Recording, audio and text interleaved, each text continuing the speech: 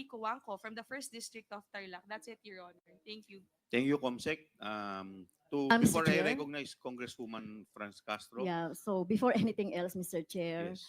before you answer the question of Honorable Marcoleta, may I be uh, cleared out po yung sa aking motion. So my motion is on the table. So may I know the decision of the chair?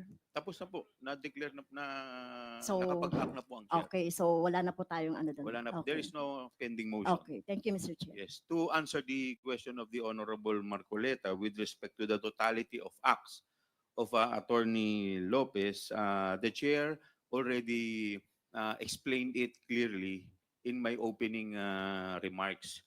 And I will repeat, Congressman Marcoleta. While Attorney Lopez presented herself as respectful or courteous, nakita po ng committee na ang kanyang mga sagot at mga pagkilos mula sa mag-umpisa ng inquiry nito ay evasive, uncooperative, and untruthful. Ang suma total at kabuuan ng kanyang mga acts and responses ultimately convinced the committee that Attorney Lopez was guilty of interfering in and frustrating Congress' exercise of its power of legislative inquiry.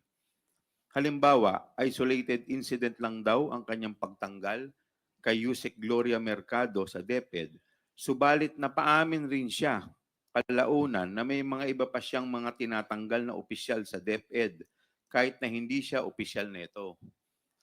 Paulit-ulit din pong sinabi ni Attorney Lopez na wala siyang alam sa utilization ng Confi Fund ng OBP. Paulit-ulit ito na sagot. Subalit may mga dokumento at ebidensya kagaya na lamang ng mga sulat sa COA at testimonya mismo ng iba pa nitong resource persons na nagtuturo kay Attorney Lopez bilang involved hindi lang sa pag-request ng Confi Fund kundi pati na rin sa utilization at liquidation nito. Inamin ni Attorney Lopez na sila ng kanyang assistant COS na si Limuel Ortonio ang nakalagda sa sulat sa COA patungo sa liquidation ng confidential funds. Inamin niya rin na nag-issue siya ng isa pang sulat na tinatangkang pigilan ng ang COA sa pag-comply sa isang subpoena mula sa kongresong ito. Ilang beses rin po nakatanggap ang komite ng mga iba pang sulat mula kay Attorney Lopez na tumatangging humarap sa komite on the